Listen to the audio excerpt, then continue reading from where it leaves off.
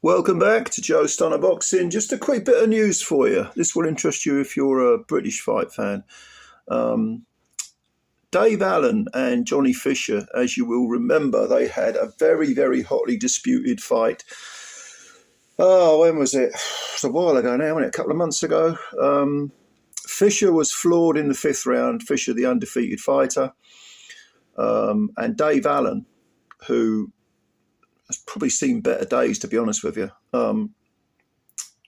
He actually, in my opinion, he won that fight. I think most people think that he beat Johnny Fisher on points, but Fisher somehow got the verdict. I have no idea how, because I've watched that fight several times and I always make Allen the winner. Fisher won the split decision, but he did not look good. I mean, he did win rounds, don't get me wrong, but he moved himself to 13 wins with 11 KOs by eking out this very debatable decision. Now, Allen afterwards, he did look sort of, what? I didn't win that fight. Are you sure about that? He was very, he was stunned, to be honest with you. But afterwards, he was very gracious in defeat. And he said, all right, it is what it is, I suppose. And there was some talk of Fisher going in a different direction. That was always going to be a bad idea, because this decision, I think, is going to haunt him unless he gets back in the ring with Allen and rectifies what he no doubt perceives to be a wrong, because most people do not think he won that fight, and I'm one of them. Now, this fight will be at the Copper Box on May the 17th.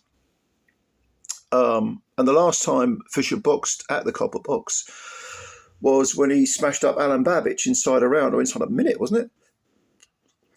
I think this is, Alan is now 32 wins, seven defeats and 2 draws, and he's got 18 KOs. But the 18 KOs don't really tell the full story of his power, because I think he does hit pretty hard, Dave Allen.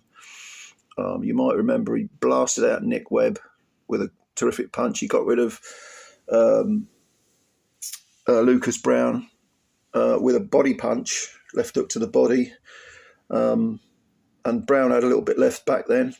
So I think Allen hits harder than people give him credit for, and there's no doubt that he's actually quite a crafty fighter.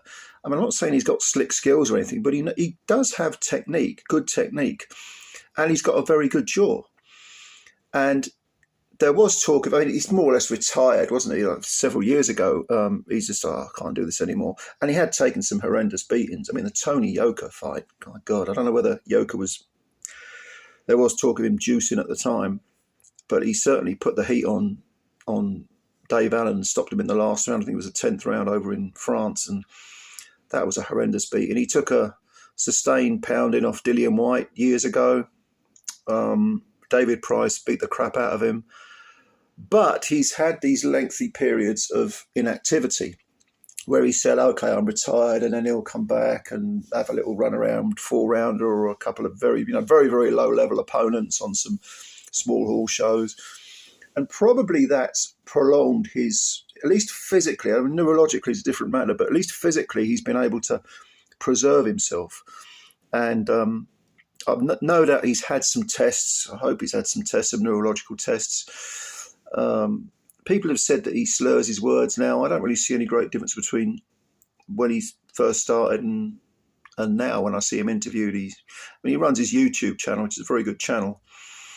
And he always sounds lucid. He sounds coherent.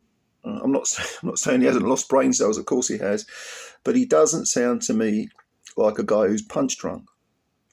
And he's in his 30s now. Johnny Fisher's in his 20s. So that he basically old-manned Fisher in that first fight and showed a lot of craftiness. He showed a good jaw, because Fisher, as always, started quite quickly, was looking to land big punches, did land big punches. But then in that 5th round, he got clipped himself. And Dave has a way of being able to, punch between the opponent's punches and also pace himself very, very well. And he clipped Fisher, and Fisher never really recovered, I don't think, not fully, although we give Fisher some credit for having some durability. and for continuing to fight and continuing to try to win. You know, regardless of the fact that I and many others thought that Dave Allen won that fight, it's not like Fisher just capitulated completely. He didn't. He hung tough. And that's promising. And Fisher was never going to be, no one was ever going to say that he was a potential world champion or even necessarily world class. I've always thought of him as being a ticket seller who's sort of domestic level. And he does sell a ton of tickets. Dave Allen, again, no one ever thought of him as being potentially world class. But he's now at the point where he's had so much experience against very, very good men. He hasn't always won the fights. But the only real disappointing fight I've seen from Dave Allen, like disappointing in the sense that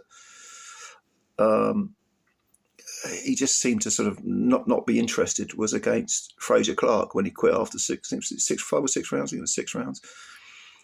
When he's on it, when he's prepared, and when he wants to win, and he's a handful at domestic level. So I think this rematch is very intriguing indeed, and I'm looking forward to it. Like I say, May the 17th is going to be the date.